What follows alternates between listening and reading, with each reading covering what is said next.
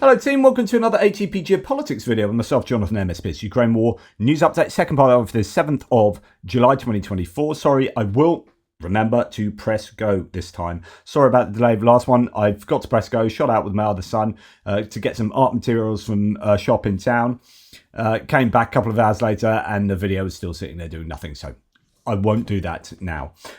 Right, there are these ongoing issues concerning decoys and whether anything's been blown up at airports and S-300s. It's just really difficult to know exactly what has happened. So I'm going to add a few bits onto my previous video before we get to military aid.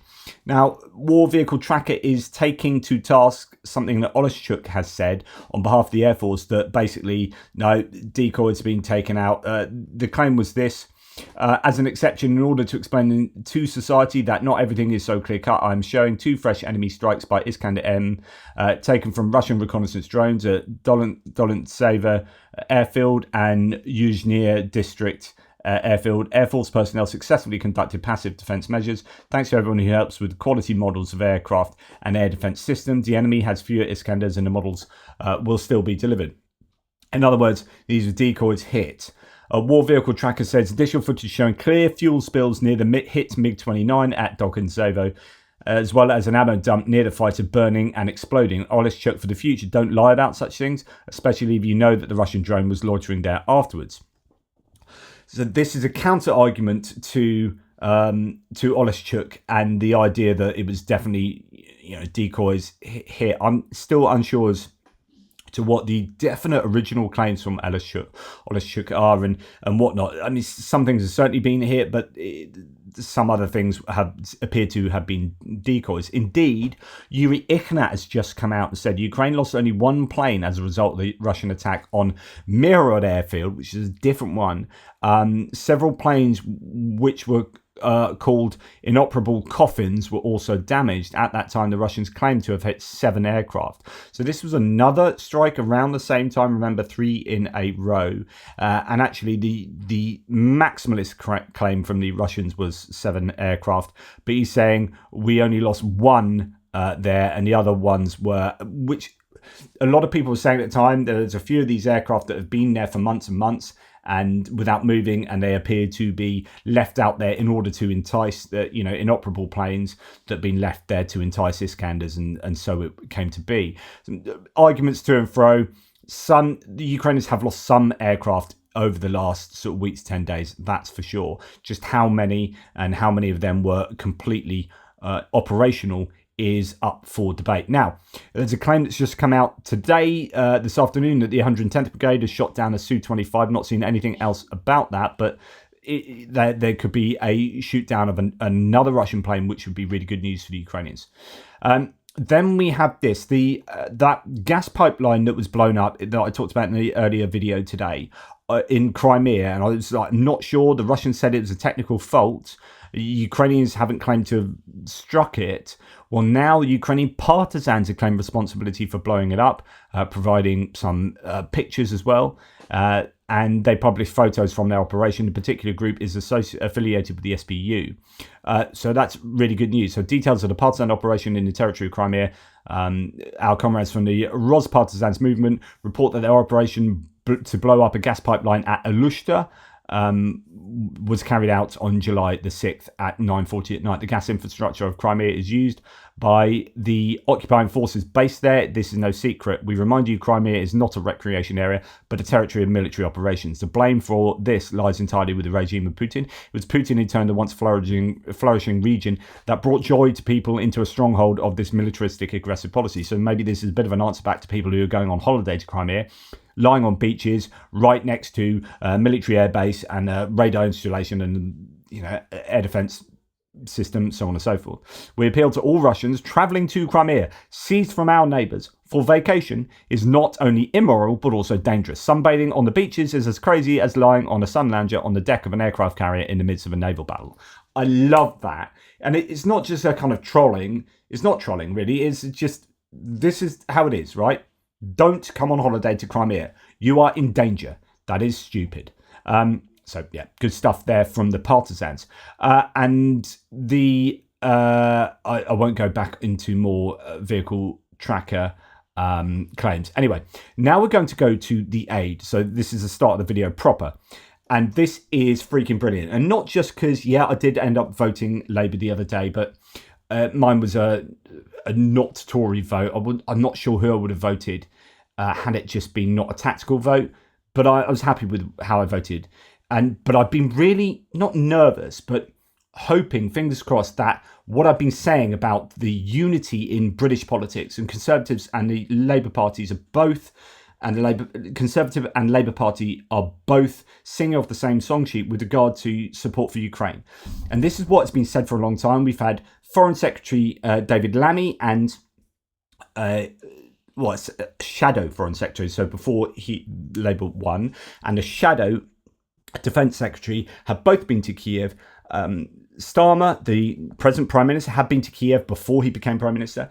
And then we had some strong signals from Starmer in a number of sort of indications in some of his speeches that Ukraine is top of the agenda. I was thinking, please, please, please let this be. This is brilliant, right? It is Sunday. The elections have only just happened. And we hear this coming out of the UK government. So I'm not trying to be partisan, because I just want what is best for Ukraine right now. And this, honestly, I'm getting shivers down my spine now. This is good, right? So a new military package has been announced by UK already, announced by John Healey. Upon taking office, the Defence Secretary immediately asked for extra support to be provided to Ukraine, which was readily available and meets their needs for the battlefield against Russia. This new package includes $250,000, that's 250,000 50 caliber ammunition, 90 anti-armor brimstone missiles, 50 small military boats to support river and coastal operations, 40 demining vehicles, 10 AS-90 artillery guns. Why that is interesting is because we've already given a whole bunch. It was 33 originally. I think it's up to the 50s now. Another 10 AS-90s is pretty much clearing us out of most of our operational AS-90s. And then I guess the question is, well, do we bother keeping any at all? Because we're phasing them out to replace them with these Boxer, with the RCH-155s between us and Germany. This is brilliant. Another 10, there you go. 61 bulldozers to help build defensive positions. Support for previously gifted AS-90s, including 32 new barrels and critical spares, which will help Ukraine fire another 60,000 155mm rounds. That is phenomenal. I'm not sure whether that's the rounds included there, but I guess that's giving them the firing capacity for all of those rounds before you need to replace the barrels again. That could be how to read that. Then this is a super important part. John Healey also directed officials to ensure that the promised package in April of military aid is accelerated and delivered in full to Ukraine within the next 100 days. So we've announced things before, but they're just, sitting in the pipelines. Yeah, we get on and do that. He's like, no, get this done and get it done freaking quickly, right? Brilliant. Right, John Healey, and I guess he's going to want to prove something. He's going to want to say, yeah, we're keeping things the same as the previous government, but he's going to want to differentiate. So if we're going to do this, we're going to have to make sure that Labour look even better. If I was in that job, I'd be doing that, right? It's all about perceptions, right? So if we are committed to this position of supporting Ukraine, then you've got to go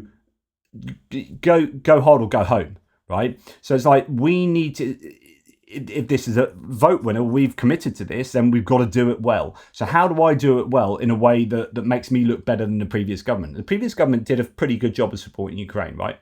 I think we could do more, but he's gone in, right, let's clear out everything else we've got that we think we can give quickly. And that last lot of stuff, let's get it out there now. Come on, guys, come on, let's sort it out. And so this is really good. Hopefully this is, laying down a market and saying, right, this is where we're at and this is how we're going to continue. So I'm really super pleased about this, not just from a partisan point of view, but just the UK is going to continue to be strong when we're worried about France, when we're worried about the US, when we're worried about other nations. Germany are going hard. UK, we don't have a lot. It's going to be interesting to see where the government go from here. All right, so what do we have left in the cupboards? They are looking pretty bare. How do the Labour government find the money to support Ukraine, and how do they find the equipment to support Ukraine? If they can't find the equipment, then it's going to be about buying stuff from elsewhere. How much money do we have in the coffers? And that's one of the problems the Labour Party has, is that they were inheriting an administration that supposedly didn't have any money. So we'll have to see. Now, this is on I will temper that with this, but hopefully this is going to change. So Yoni Ascola says, the UK is unfairly let off the hook for its insufficient military aid to Ukraine, and the next government will need to substantially increase it. So that's looking good. Labour has achieved a resounding win in the election and will assume governance. While this result will influence internal politics, it is not expected to have a substantial impact on the UK's position towards Ukraine. Yep, Keir Starmer is as supportive of Ukraine as necessary. And he is poised to assume the role of Prime Minister amidst ongoing reductions in the British Armed Forces. If he wishes to be taken seriously, he will need to address this situation. This is on July the 5th. Despite long-standing praise for its military aid to Ukraine, the UK's contributions are far from adequate. While the UK's outspoken support for Ukraine and bold actions are commendable, the actual quantities of military aid sent are woefully insufficient. And while this is true, and this is me talking, while this is true, although we can sort of blame the previous government, that's too easy. I mean, the reality is we aren't blessed with the amount of stocks that, say, the US has. We can't just say, oh, yeah, here's 100 tanks, just like that. We're like, here's 14 tanks. Some are saying 28. There's some, maybe we gave double the amount that we said we did. I heard rumours from people in the know, but I've seen no particular evidence of that. But we just don't have the stock to do that. And again, let's not blame the government per se for that. But then you could say, well, that government and successive governments have underfunded the UK defence, the MOD to a point where that is the case. Okay, from the outset, he continues, of the full-scale invasion, the UK is committed to providing military assistance to Ukraine valued at £7.6 billion.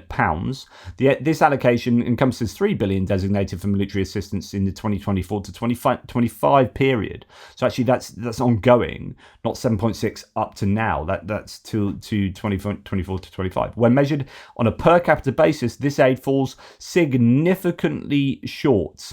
And is far behind being the highest in Europe. Even though a large country like Germany has contributed much more, it faces disproportionate and unjust criticism. That is Germany. And largely, I would say, on account of the whole, Taurus missile debacle, where people are summing up Germany's assistance in terms of Taurus, which is grossly unfair. For instance, the UK has supplied Storm Shadow missiles, which have been tremendously beneficial, but are no longer in production. Ukraine will require a substantial quantity of these missiles in the years ahead, and the only viable solution is to resume production. And we've not quite heard about this. We had Grant Shapps, a previous defence secretary, walk around the scare quotes factory to say, yeah, we're going to get more Storm Shadows, but actually didn't look like there was actually a factory, but more the upgrade facility for those missiles rather than building new ones. The absence of equipment, he continues, and limited production of the UK cannot serve as an excuse, as production could be recommenced. Alternatively, equipment can be purchased secondhand from various countries across the globe, and I think that's something the UK has been doing and probably will continue to do so, to continue to do quite a bit. Many countries are guilty of providing inadequate aid, but the UK unjustly escapes criticism for its lack of support. Unlike other major supporters of Ukraine, the era of granting this leniency should have ended long ago. This is pretty harsh on the Ukraine, right? On the UK, sorry. But actually somewhat fair. So I think we have got away with being the first in terms of cruise missiles, the first in terms of main battle tanks, Western main battle tanks with the Challenger 2, and other, big ticket items, where a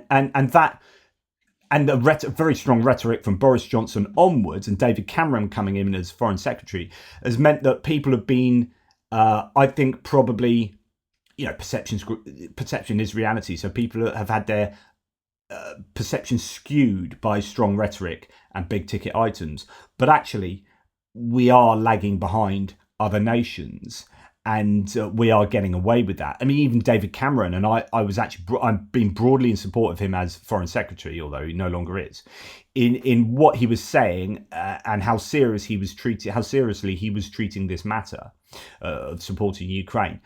But at the same time, he said things like, we have given the most support. He was really overdoing how much the UK had supported Ukraine to the point of misrepresenting the situation. And I called him out on that at the time.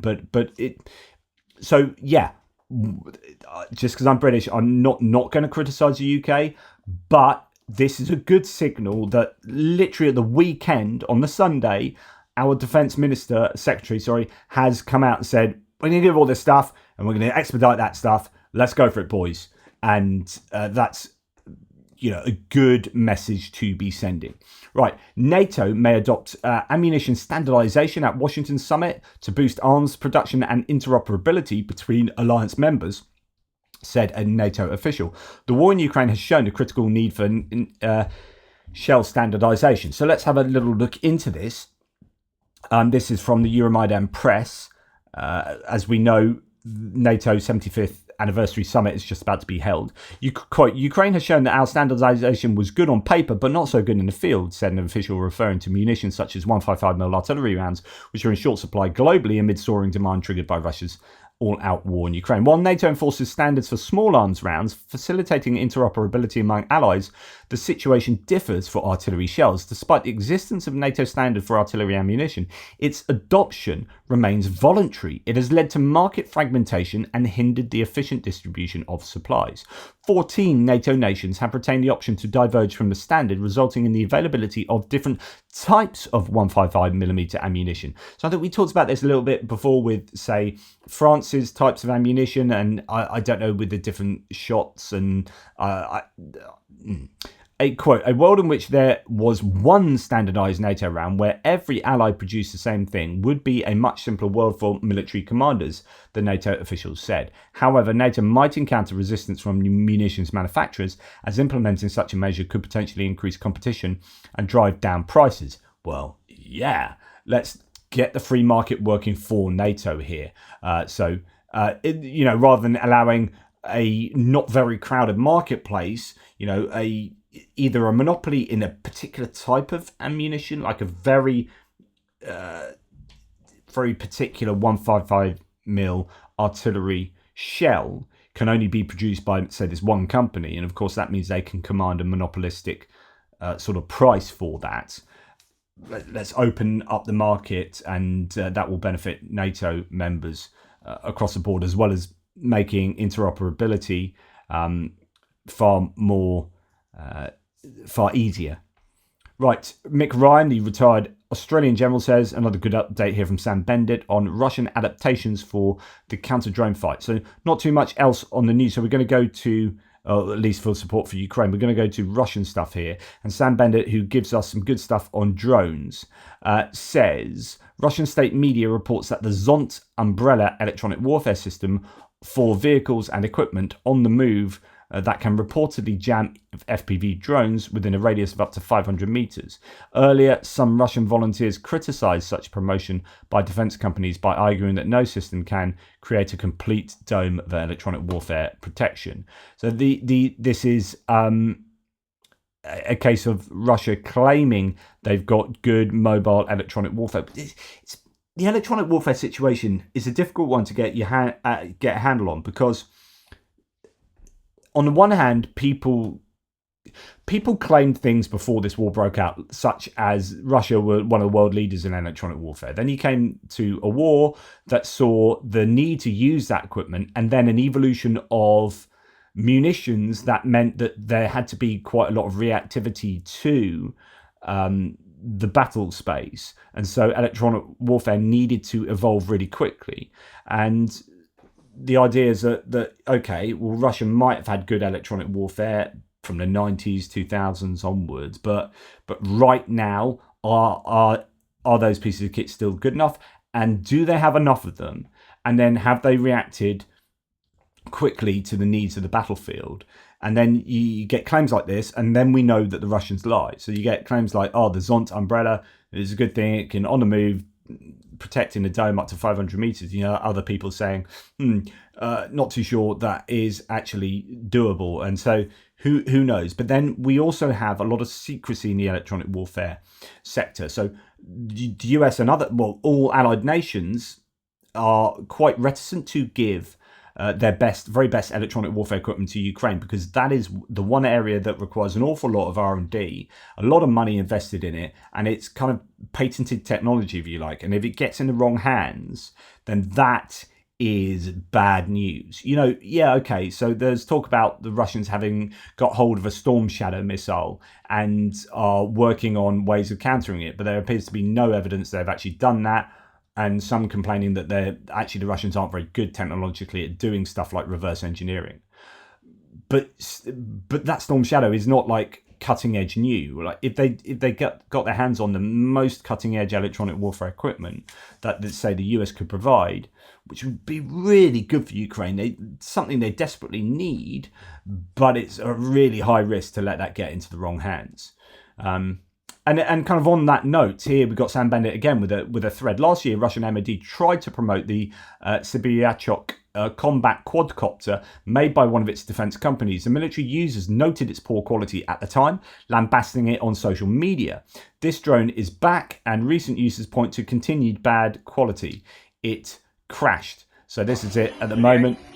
It went over there and then just like flips over and falls out the sky. Whoa, whoa, whoa, whoa. And oh dear. Boom. Blyat.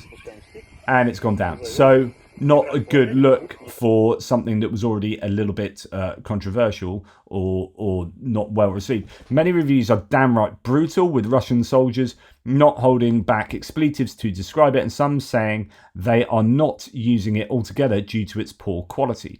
Other users are kinder, noting that before this sophisticated quadcopter can be flown, it requires a lot of adjustments, including software updates. Other responses point out that this scare quotes sophisticated drone needs proper training and background work before it's flown. Such continued policies by the MOD to promote domestic subpar products are a reason why Russian soldiers prefer a DJI Mavic drone to basically anything else. So there's a lot of desire to get, commercial off-the-shelf drones from China because they've done a better job of producing usable drones. I do wonder why, why these things are being tested outside of a very secret, company owned area where only they are phoning it, and that footage doesn't get out, because this is not good PR for the Russians and for the people that are manufacturing that drone. But there is still, speaking to the Turchny guys the other night, and Erland in particular, who has been out to Ukraine and has been speaking to drone operators and drone companies and so on and so forth, saying that the Ukrainians do have an edge in terms of the quality of the drones, in terms of the tactics of the drone users, and in terms of the skills of the drone users as well. So at the moment, at the present state of play, is that the Ukrainians have an advantage across the sector with drones. And that is good news. And something like this doesn't do anything to dispel that claim. And while the Russians might claim to have a super duper electronic warfare system here, if A, is it true, and B, is it widely utilized across the front line? It's about scaling these things up. It's a shame, because Erland has so much more to say about electronic warfare and drones that he was not permitted to say due to operational security and requests from the Ukrainians themselves. But I think that there are reasons to be quietly optimistic with Ukraine on the drone front, especially also when you see the sheer volume of drones that they're making each day. So the idea that they're making 3,000 drones a day, which is 90,000 drones a month, and I think that's just FPV, so you can add on IED dropping drones, and I don't know if those two are classed together. But then you got your your hexacopters and octocopters, your vampire drones, Baba Yagas, the Russians call them.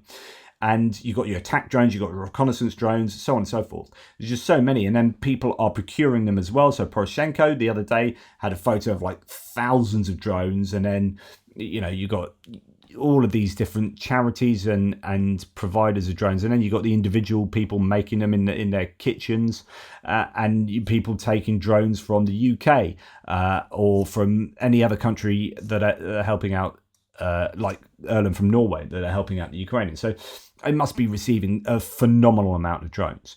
Right, moving on to geopolitical topics. We're going to start with Myra of Kiev said, I checked 3 times if this is satire, and no, it's not. So this is BRICS news, so Brazil, Russia, India, China, South Africa, and they are an uneasy group of nations together in a kind of large polygamous marriage of convenience.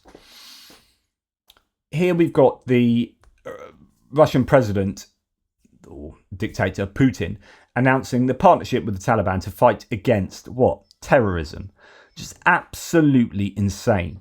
But this is true. And we've seen these announcements of working more closely with the Taliban, as Putin seems to want to get into bed with every single ne'er-do-well around the world, whether it be Kim Jong-un from North Korea, or the Iranian regime, or in this case, the Taliban. I mean, seriously, is that how far Russia have fallen?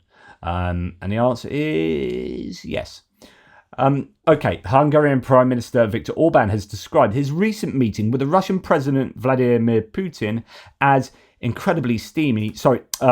as extraordinary, highlighting the vast resources under Putin's control.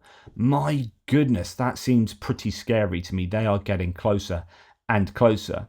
Orban said, you can imagine what he controls. You mentioned the warheads, but there's also the territory, the population, and the huge natural resources they have. So it's a real empire. One man rules an empire, he said in an interview with Robert Geopol, editor-in-chief of the Swiss website and weekly Die Weltwoche, known for its pro-Russian stance. Yeah, there you go. So his talks with Putin he saw as extraordinary, and then he gives the most, oh my goodness, obsequious kind of, Putin is it's not just Putin's wonderful, it's the idea that an empire is wonderful, that he's hearkening back to this kind of Peter the Great ideal. Orban is, as well as Putin, and he likes it. He likes what he sees. I mean, goodness me, this tells you an awful lot, doesn't it? The Hungarian leader revealed that the trip to Moscow was organised under extreme secrecy. Quote, I kept it secret as long as I could, explaining that he wanted to avoid surveillance by the big guys. This guy is an absolute, I don't know, I'm just going to swear. Like, he's a thorn in the side of the EU, and he's a thorn in the side of NATO, and the fact that the potential incoming president of the United States, Donald Trump, loves Viktor Orban. Like, I still don't understand how some of you guys watching here are still fans of Donald Trump, who said that Viktor Orban is just the greatest. And Viktor Orban is a Putin wannabe and is under his spell and is bootlicking Putin. I don't understand. I still don't get it. And the reason why I'm so freaking critical of Donald Trump is that he deserves it. Like, on any rational evaluation of the man, he comes out looking bad, right? And he's not a good human. Like, morally speaking, he's not a good human. But politically speaking, he's not good for the United States, Project 2025. But also the fact that he loves Putin, he loves Orban, he loves Xi Jinping, he loves Kim Jong-un. I mean, what are you doing supporting this guy? It blows my mind every single day. Anyway, and these kind of people that Trump loves, like Xi Jinping and Orban, after Hungary's Orban agreed to allow Chinese police to operate in the country's streets. So there's this connection between China and Hungary. Hungary and Serbia are very important for China's Belt and Road Initiative coming through Europe, within the EU and on the edges of the EU. And there are police, there's this connection between, I need to look into it more precisely, but there is this connection between Hungary's police and the Chinese, and there have been Chinese police operating in Hungary. After Hungary's Orban agreed to allow Chinese police to operate on the country's streets, Belarus joined in by beginning joint military exercises with Chinese military only 200 kilometers from the Polish border. I reported on this yesterday, but my goodness, this needs to be taken seriously. And indeed, there was some, I don't know if I have it. Do I have it here? No, I don't. There was this idea that, so Chinese troops there arriving in Belarus. There's this idea that I think it was Macron that wanted a NATO office set up in Japan, in Tokyo.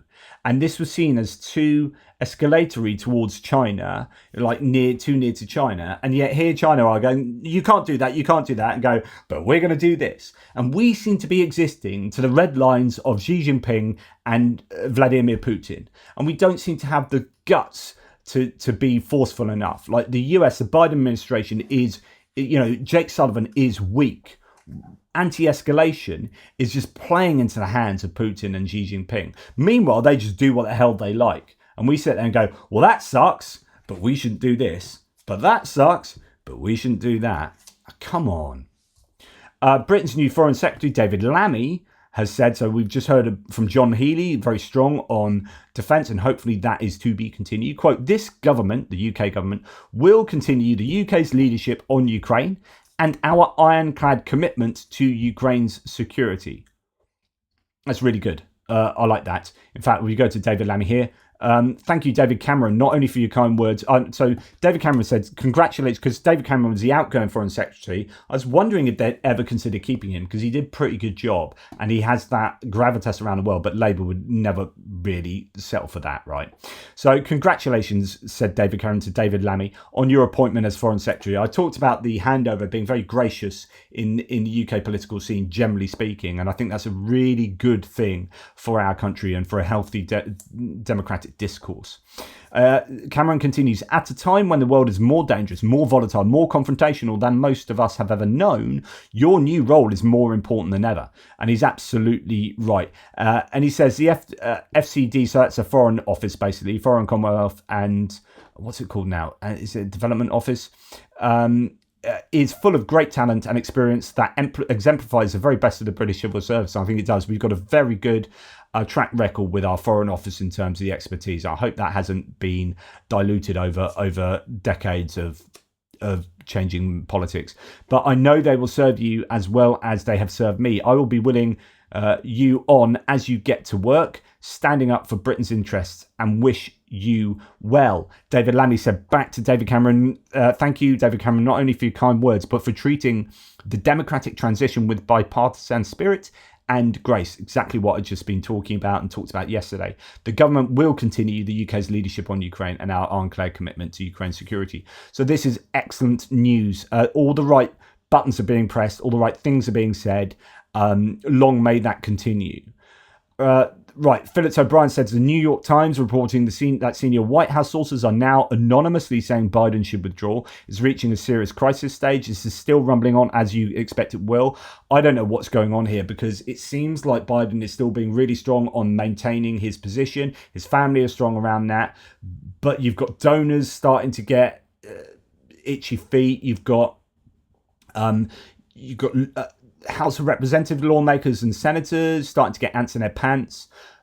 Yeah, so here from the New York Times, one senior White House official, however, who has worked with Mr. Biden during his vice presidency and 2020 campaign, said in an interview on Saturday morning that Mr. Biden should not seek re-election. After watching Mr. Biden in private, in public, and while traveling with him, the official said they no longer believed that president had what it took to campaign in a vigorous way and defeat Donald J. Trump. The official, who insisted on anonymity in order to continue serving, said Mr. Biden steadily showed more signs of his age in recent months, including speaking more slowly, haltingly, and quietly, as well as appearing more fatigued in private. Now, the issue is, I think, is simply going to be this. So there are probably two issues. Money. So what happens if Biden gives up?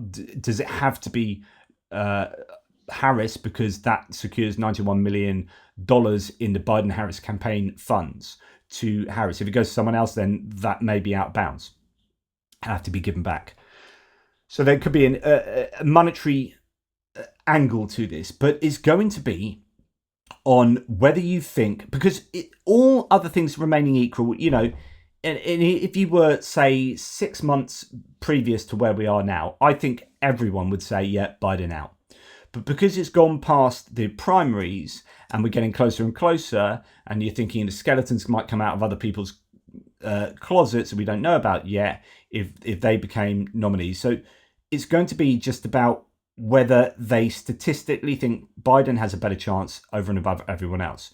And there's just going to be a lot of looking at polling data and getting a sense of what would be the best chance of beating Trump. But I guess people disagree on that, because there's the idea of like you keep it cautious and low risk, and just rely on Biden doing what he did before, or you punt to a high risk but high reward strategy if it works out. Just it's going to rumble on. It's going to be something that we're going to have to keep our eyes on. But it doesn't just stretch to the American electorate. So you've got NATO, who are obviously, massively concerned about a Trump presidency themselves. They're trying to mitigate against that. I'm not trying to be partisan here, but this is literally what has happened. They've been changing things up to try and take responsibility away from the US militarily and put it onto NATO, so it ring fences support for Ukraine beyond the November election if Trump wins. NATO allies have expressed also private concerns over Biden's age and re-election chances, according to a Politico article. Some also critique his Ukraine approach as too cautious. I would agree with both of these. I think he's too old and his approach is too cautious. While favouring Biden, they fear Trump's return could damage NATO and Ukraine support. I'm basically in complete agreement with this. Biden is light years better than Trump will be for Ukraine. There's no doubt in my mind at all. Like, all the data is in, it seems blindingly obvious, right? But Biden, I think, is far from perfect because of his age, and also because of someone like, say, Jake Sullivan and elements within his administration that are holding back. Part of the Politico article, talking about a conversation with 20 people connected to NATO, the Politico article, PS01 here says, unsurprisingly, Biden's policies in Ukraine, which are the main and key problem for a Ukrainian victory, and his performance against Trump are a source of worries.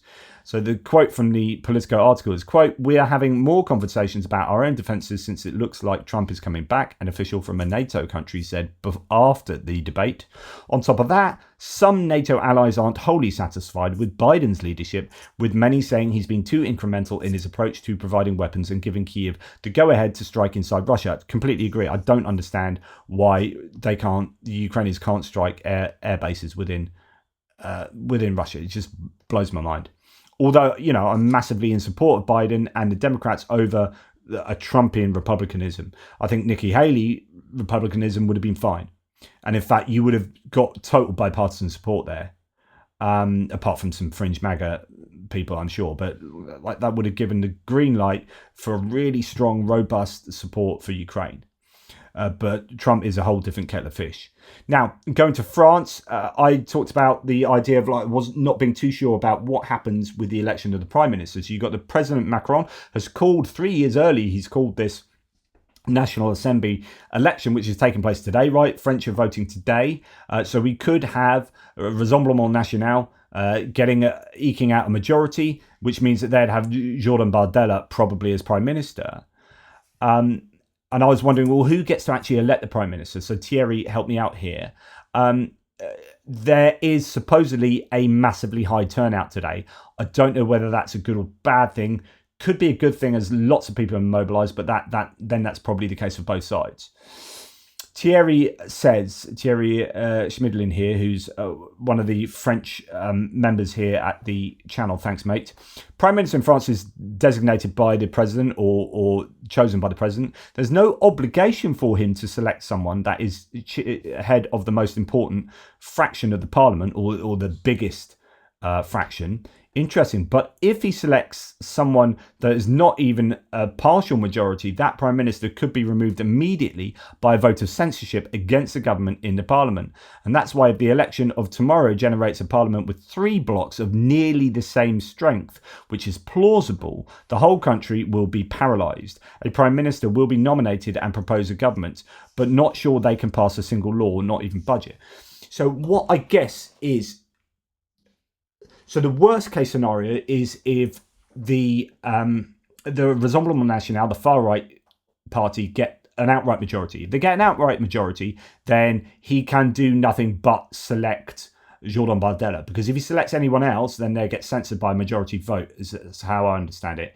And since Rassemblement National would have the majority, they just keep voting down anyone until you got a RN candidate, right, voted for or put in place by Macron. But if you've got thirds going on between the left coalition, the centrist and centre-right coalition, and the far right, if you've got thirds, then actually you can select probably anyone from there. So it would be great if you got Gabriel Attal back again, because I think he's been really strong. And would that person get the vote from across those 2/3, enough from the 2/3 to get over the 50% mark? Because there would have to be some compromising, because there is no single bloc in the French Parliament that would give you a majority. So that there would have to be agreement. There would have to be agreement with 2 of those blocs to get any single nomination through. If it's thirds, if it's not thirds, then things look pretty different. But interesting there. I think you're looking at a bit of French political paralysis going forward, which is never a good thing. Anyway, that's enough from me. Hopefully that was useful for you. Take care. Thanks for watching, and I'll speak to you soon. Toodle pips.